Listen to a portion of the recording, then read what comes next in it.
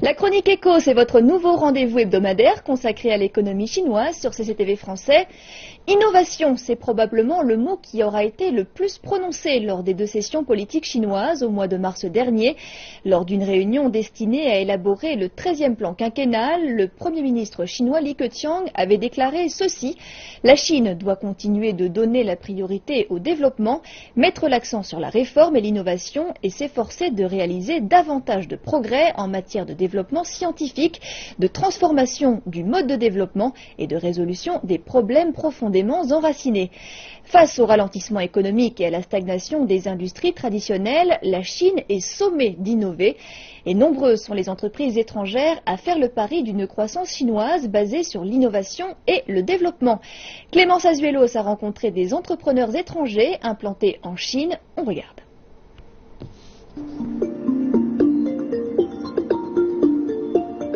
En Chine, les dépenses en recherche et développement ont dépassé les 2% du PIB en 2014.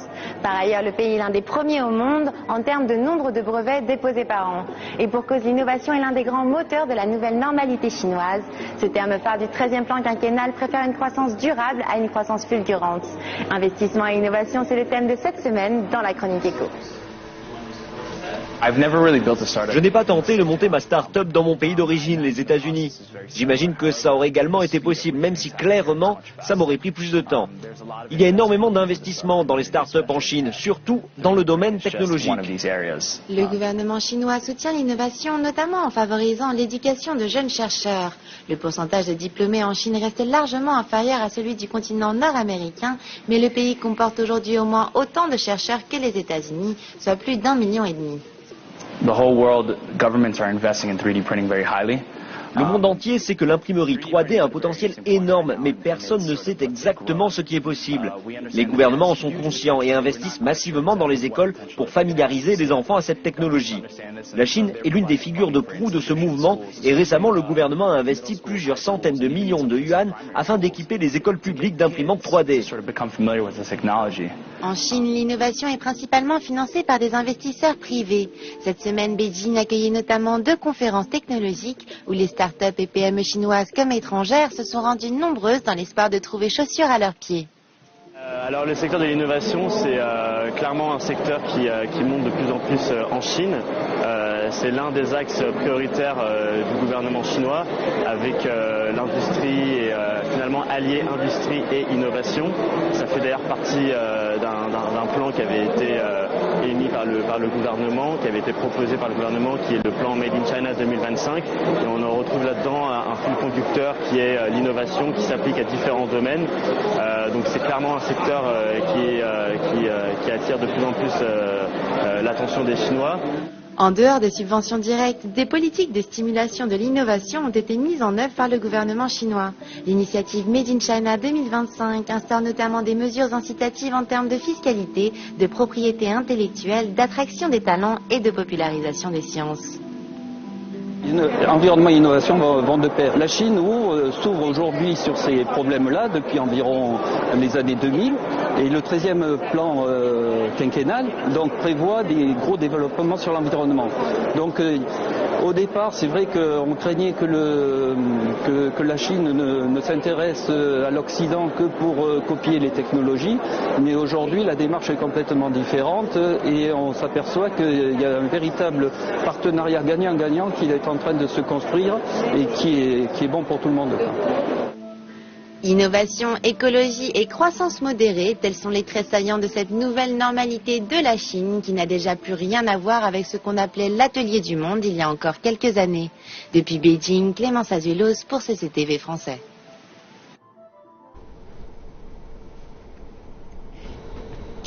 Benjamin DeVos, bonjour, merci d'avoir accepté notre invitation. Vous êtes français, vous êtes le directeur et le créateur de Comptoir de France Bakery Beijing, une chaîne de boulangerie-pâtisserie qui vient de fêter ses 10 ans à Beijing. Pouvez-vous nous présenter brièvement vos activités et nous dire comment vous avez démarré cette grande aventure en Chine? Tout d'abord, merci de me recevoir, merci pour cette invitation. C'est un plaisir. C'est vrai que de fêter ces 10 ans à Pékin, ça a été un long voyage, on est très content d'être là et on espère continuer comme ça encore très longtemps. Comment on a démarré cette aventure en Chine? J'ai fait une école hôtelière qui s'appelait l'EHL, l'école hôtelière de Lausanne. Et après, il a fallu faire un stage. Donc je suis venu en Chine parce que je connaissais pas, et tout le monde déjà en 2003, 2004. Et pourquoi le choix de la Chine? À l'époque, c'était très... Parce que tout le monde en parlait. C'était le pays qui explosait. Il fallait absolument découvrir. Je comprends. Et c'était à la une de la presse tout le temps, encore aujourd'hui d'ailleurs. Et je me suis dit, bon, pourquoi pas? Pourquoi pas moi? Donc j'ai trouvé un hôtel qui m'a accepté, chez qui j'ai fait un stage pendant 6 mois.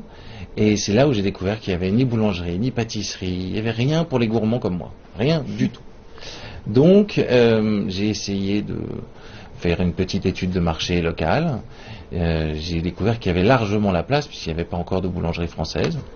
Il y avait plein de sociétés qui se disaient françaises ou non, mais en tout cas, il n'y avait pas la qualité que je recherchais moi pour ma Sweet Tooth. Et donc voilà, j'ai essayé de trouver des financements, ce qui était un petit peu compliqué. J'ai fini par trouver les financements nécessaires. Je suis venu ici et puis voilà, j'ai monté une grande cuisine de production qui sont tenus par des Français aussi. Ensuite des bureaux, une première boutique qui nous a permis... Vous avez combien de boutiques actuellement? Aujourd'hui 15. 15. Ah oui, en 10 ans, il y a eu du... On a un petit peu travaillé, mais c'est grâce à nos clients. Sinon, on n'y arriverait pas. Il y a eu une demande forte qui a fait que...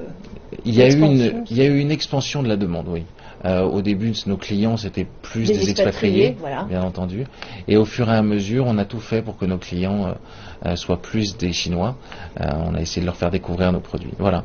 Et donc aujourd'hui, on a 15 boutiques. On fournit beaucoup d'hôtels, de restaurants, des compagnies aériennes pour développer un maximum notre business en Chine.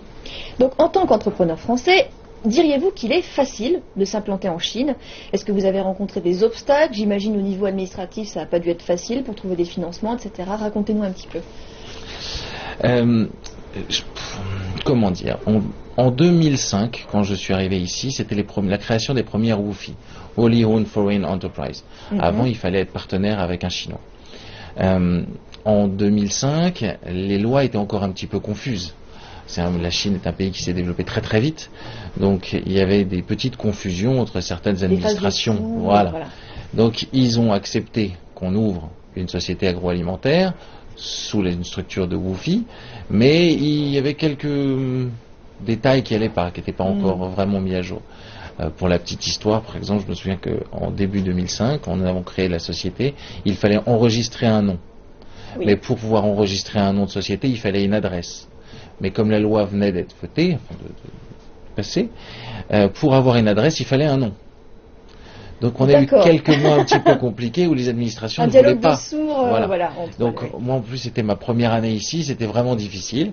Mais au bout d'un moment, à force de communiquer avec les administrations, c'est passé et la loi a changé très rapidement. Mais on a essuyé les plâtres au début, oui. Donc une implantation qui s'est fait pas forcément dans la douleur, mais avec quelques incompréhensions qui ont freiné un petit peu le... Je pense que c'est pareil partout. Quand on ne connaît pas les lois, c'est pas... Mais vous diriez que ça s'est plutôt bien passé? Je pense que on va même dire que ça s'est très bien passé. Très bien passé. J'ai eu beaucoup de chance, j'ai eu beaucoup de gens qui m'ont aidé quand je suis arrivé ici. Certains m'ont pris pour un fou, mais d'autres m'ont vraiment donné des sacrés coups de pouce. Et voilà, aujourd'hui on en est là aussi grâce à eux.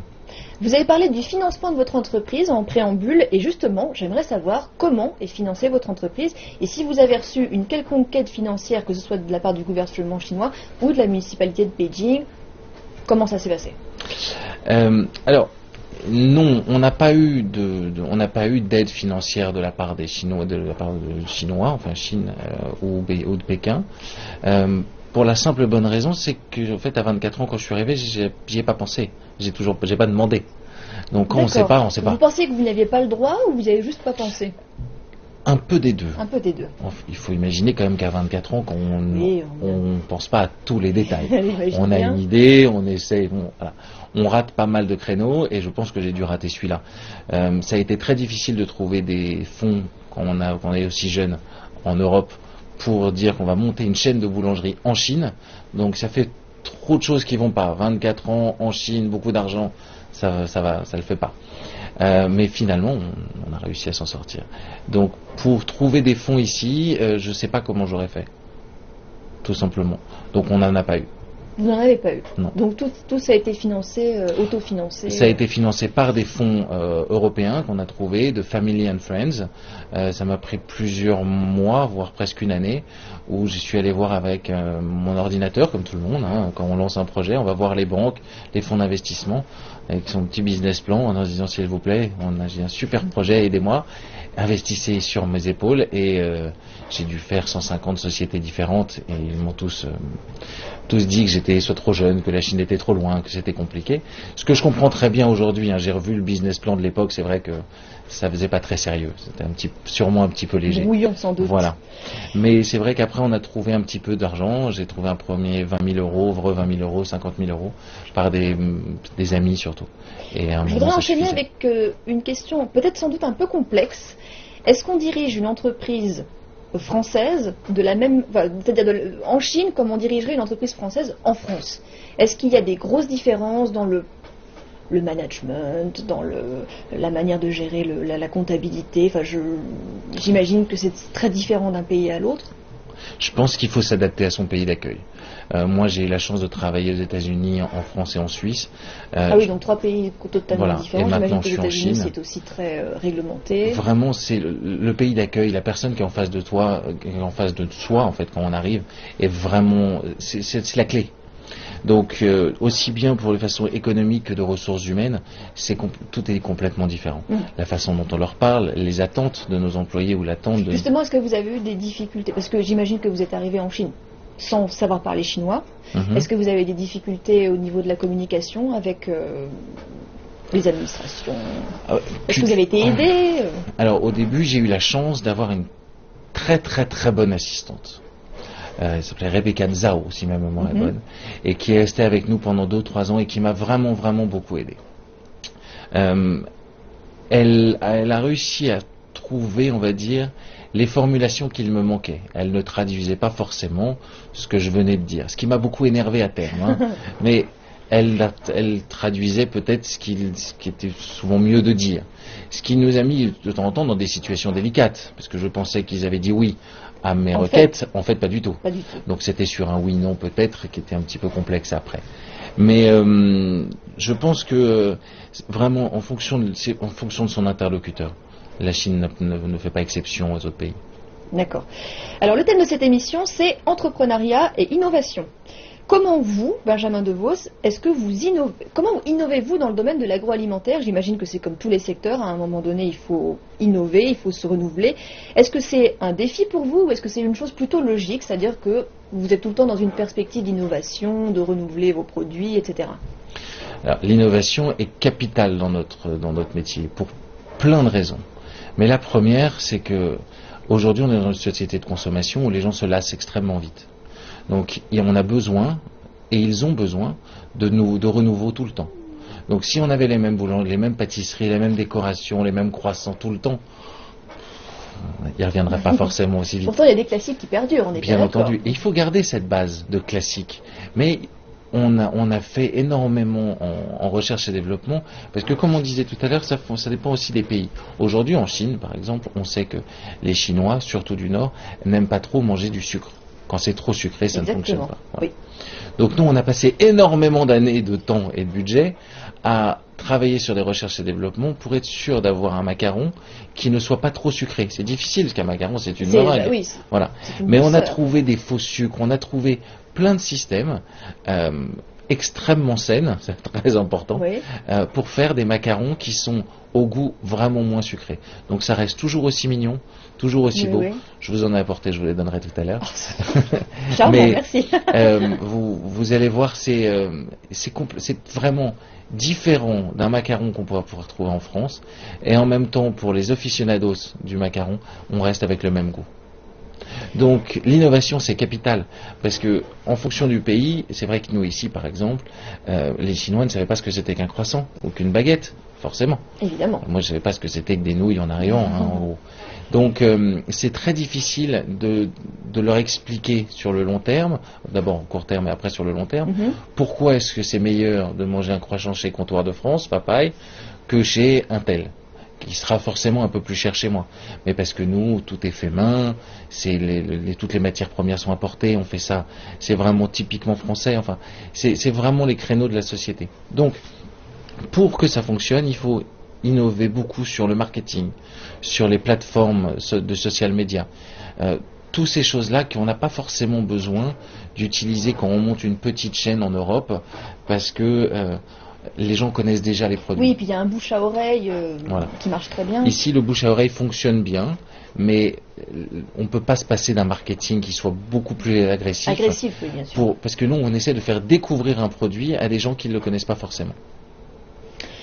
On parle souvent de la Chine, je saute un petit peu à quelque chose de un peu plus général, on parle souvent de la Chine comme d'une pépinière de talents avec des cerveaux qui ont un potentiel énorme, mais on entend souvent aussi que les capitaux, c'est-à-dire l'argent est présent, mais les idées ne sont pas là, ou manquent en tout cas. Quelle est votre opinion là-dessus? Est-ce que vous pensez qu'il y a une vraie innovation, un vrai pouvoir d'innovation chinois? Ah ouais, alors je suis pas du tout d'accord avec vous. Moi, je pense qu'ici, il y a énormément d'idées. C'est pas une affirmation. Ah d'accord. C'est ce que j'ai entendu dans mes recherches. Alors, moi, je pense vraiment que il y a énormément d'idées dans ce pays, que les gens essayent vraiment de développer des sociétés. Par exemple, vous, est-ce qu'il y a des Chinois qui vous suggèrent tiens, tu devrais essayer cette recette-là, peut-être que ça plairait à quelqu'un. Est-ce que vous, on vous suggère des innovations, par exemple? On essaye, oui, mais c'est souvent pour essayer de plaire plus à un goût chinois. Le problème, c'est que je ne vais pas non plus faire Oui, votre clientèle n'est pas constituée que de chinois. Voilà. Et puis, je peux pas imaginer faire un croissant au lait de soja avec je sais pas quoi et je sais pas quoi. Ça passerait pas. Mais oui, on nous l'a déjà proposé. Mais je pense que dans ce pays, il y a vraiment la technologie. Ici, surtout pour tout ce qu'on parle de technologie, je crois que vers Redian, il y a un endroit qu'on appelle la Dragon Valley. Oui. La Zhongguancun, oui, la Silicon Valley chinoise. Voilà, exactement. Nous, on a ouvert un magasin pas très loin et c'est vrai que c'est absolument génial. Il y a énormément de gens. Il y a tous les geeks qui viennent acheter des Voilà. Et on découvre plein de gens. Et quand moi je passe dans cette boutique, on a énormément de clients qui nous présentent leurs nouveaux projets ou qui ont une idée sur le côté de ce qui leur travaille au quotidien et qui parlent de leurs projets, qui sont très excités par ce qu'ils veulent faire. Et c'est vrai que j'ai la chance d'avoir quelqu'un qui traduit aussi à côté de moi, parce que à Redian District, c'est plutôt des Chinois qui parlent pas forcément tous très bien l'anglais. Et mon chinois est assez moyen, encore malheureusement aujourd'hui. Mais donc je pense qu'il y a beaucoup de concepts et qu'ici les gens ils ont absolument pas peur d'essayer. Contrairement à beaucoup de pays, chez nous les gens ils ont peur d'essayer. Ils ont peur de se tromper, ils ont peur de... Ils sont frileux. Oui, ils sont frileux pour plein de raisons que je comprends pas forcément tous les jours. Mais j'arrive à comprendre. Mais ça me taquine un petit peu de temps à autre. Donc, selon vous, il y a une vraie innovation chinoise. Oui. Elle existe vraiment, elle est bien présente. Les jeunes Chinois sont incités par leur gouvernement à créer leur propre entreprise, plutôt que d'attendre qu'un travail leur tombe comme ça tout cuit dans l'assiette, qui doit être certainement moins d'ailleurs facile à trouver le travail qu'il y a quelques années. Qu'est-ce que vous pensez de cette démarche, vous? L'incitation à l'auto-entrepreneuriat? Je pense que il y a du pour et il y a du contre. Je pense que c'est très très bien parce que ça va créer des emplois. Une fois qu'une start-up fonctionne, on emploie de toute façon des gens, donc c'est plutôt bien. Je pense que c'est très bon pour l'économie, parce que ça permet aussi de développer souvent des nouveaux créneaux, des sociétés qui n'existaient pas, ou en tout cas des concepts qui n'existaient pas. Que ça donnait énormément de motivation à ceux qui sortent de l'école ou qui sont en train de sortir de l'école, et même ceux qui arrivent sur le marché du travail, parce que je pense que je ne connais pas bien toutes les lois chinoises au niveau des initiatives de monter des nouvelles sociétés, mais je pense qu'il doit y avoir des aides, il doit y avoir sûrement des pépinières quelque part, où les bureaux, incubateurs, voilà, des incubateurs. Donc ça, et le point négatif, je pense que c'est bien. Pour ma part, je dirais que tout le monde n'est pas fait pour être entrepreneur. En tout cas, pas au début. Pas au début. Je dis pas que c'est difficile, au contraire. Je pense qu'il y a une organisation à trouver qui est souvent compliquée à trouver soi-même. Et c'est aussi mon sentiment, c'est que les gens qui ont commencé par être entrepreneurs, souvent ont planté un premier projet, un deuxième projet, un troisième, et c'est souvent parce qu'ils avaient des manques de structure. Donc je dirais que à la sortie de l'école, aller travailler pour un gros groupe, pas forcément parce que le travail nous plaît vraiment, mais pour apprendre à se structurer. Et vous répondez à ma prochaine question. Vous avez répondu à ma prochaine question, c'est formidable, j'ai même plus besoin de la poser. C'est quel conseil vous donneriez à un jeune Chinois désireux de fonder sa propre entreprise? Vous lui conseilleriez d'abord de travailler pour un grand groupe pour apprendre, entre guillemets, à devenir une sorte de dirigeant, plutôt que de se lancer comme ça dans le grand bain directement. Mais il y a ça, et pour répondre à cette question qui est un petit peu plus pointilleuse, je dirais que je connais pas mal de Chinois, et même des gens même en France, qui ont voulu monter un projet en pensant que ce qu'on va appeler ici leur guanxi suffirait à faire fonctionner. C'est pas le cas. S'il y avait un conseil à donner, je dirais juste n'oubliez pas qu'il faut travailler, hein, parce que c'est pas aussi simple que ça. Bien sûr. Et que les choses se font pas toutes seules. Et que les amis, à un moment ou à un autre, ça suffit pas. Il faut que ce que vous allez proposer sur le marché soit plus viable. Voilà. Est-ce que vous encourageriez d'autres Français à investir en Chine, actuellement, dans le contexte économique tel qu'il est actuellement? Clairement, je dirais oui. Parce que venir travailler dans ce pays, c'est une expérience exceptionnelle. Je pense que ici, tout avance tellement vite, tellement vite. Je sais pas, on envoie un email en France, il faut 24 heures, 48 heures pour avoir une réponse. Et encore, on peut attendre la deuxième réponse. Ici, si on n'a pas répondu dans la journée, je pense que l'interlocuteur, il a l'impression qu'on a été malade. Exactement. Donc on a un problème. Et en plus de ça, on peut avoir perdu le business. Si c'était une opportunité, si on n'a pas répondu, c'est fini. Donc oui, un grand oui. Eh bien, ce oui, ce sera le mot de la fin de cette émission. Je vous remercie infiniment, Benjamin, d'être venu dans notre émission. C'était un grand plaisir de vous interviewer.